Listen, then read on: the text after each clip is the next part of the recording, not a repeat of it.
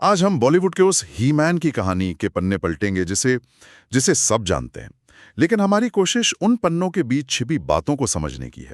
बिल्कुल। हमारे पास जो स्रोत हैं वो सिर्फ पंजाब के एक गांव से निकले धर्म सिंह देओल के मुंबई पहुंचने की कहानी नहीं बताते, हाँ। बल्कि ये भी टटोलते हैं कि वो धर्मेंद्र कैसे बने, क्यों बने और उनकी विरासत का आज क्या मतलब है। तो चलिए इस सफर की परतें खोलते हैं। तो शुरुआत होती है एक अकादमिक परिवार से।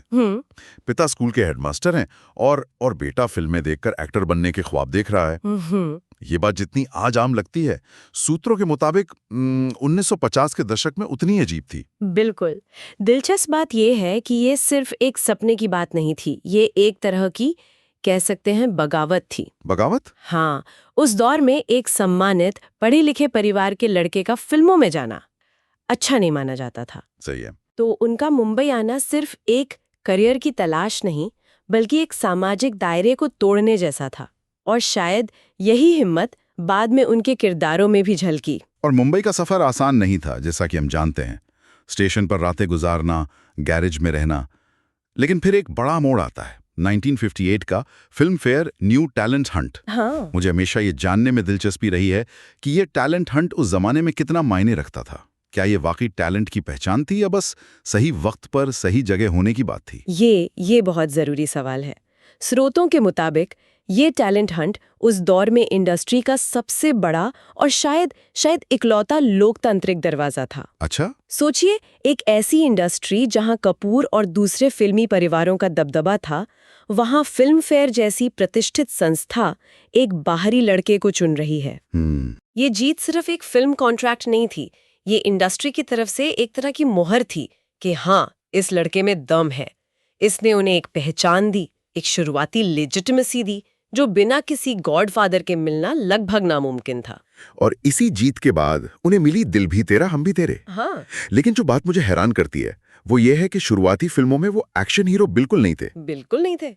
बंदनी, अनुपमा, सत्यकाम, ये तो बहुत ही संवेदनशील और गंभीर फिल्में थीं। और यहीं उनके अभिनय की असली रेंज दिखती है, जिसे ही मैन की छवि ने कहीं ना कहीं ढक दिया। अच्छा। बिमल रॉय की बंदनी को ही ले लीजिए। उस फिल्म में उनका किरदार एक डॉक्टर का था जो एक कैदी से प्यार करता है। उस रोल में बहुत कम डायलॉग्स थे, उन्हें अपनी आंखों और खामोशी से अभिनय करना था। उनके चेहरे पर जो एक मासूमियत और ठहराव था, वो कमाल का था। या फिर ऋषिकेश मुखर्जी की सत्यकाम। हाँ, सत्यकाम। एक ऐसा आदर्शवादी इंसान जो सिस्टम से लड़ते लड़ते टूट जाता है। उस किरदार को निभाना किसी भी एक्टर के लिए एक बहुत बड़ी चुनौती है। तो फिर ये बड़ा बदलाव कैसे आया? एक एक्टर जो अपनी खामोशी से अभिनय कर रहा हो, वो अचानक शर्ट उतारकर गुंडों से लड़ने वाला एक्शन हीरो कैसे बन गया? सोर्सेज इस बदलाव के पीछे की वजह क्या बताते हैं? क्या ये सिर्फ पैसा था या दर्शकों की मांग? देखिए, ये दोनों का एक मिला जुला असर था। 1970s का दशक भारत में एक बड़े सामाजिक और राजनीतिक उथल पुथल का दौर था। सही है, एंग्री यंग मैन का दौर। हाँ, एंग्री यंग मैन का उदय हो रहा था। सिनेमा में एक ऐसे हीरो की जरूरत थी जो ताकतवर दिखे, जो सिस्टम को चुनौती दे सके।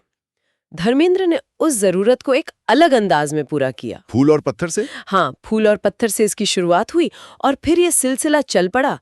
उनका एक्शन वो बनावटी नहीं लगता था। अभी रोशनी डालते हैं कि वीरू का किरदार उस दौर के एंग्री यंग मैन से कितना अलग था। हाँ, ये बहुत दिलचस्प है। जहां अमिताभ बच्चन का जय किरदार शांत, गंभीर और सिस्टम से लड़ रहा था, वहीं धर्मेंद्र का वीरू जिंदगी को भरपूर जीने वाला, दोस्ती निभाने वाला और प्यार करने वाला हीरो था। हाँ, और ये एक बहुत दिलचस्प विरोधाभास है। एक ही फिल्म में सलीम जावेद ने भारतीय मर्दानगी के दो अलग-अलग पहलू दिखाए।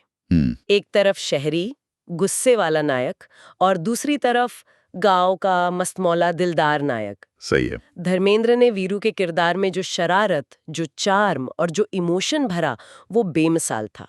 सूत्रों में एक किस्सा भी है कि पानी की टंकी वाले मशहूर सीन के दौरान वो असल में थोड़े नशे में थे और उन्होंने कई रीटेक दिए।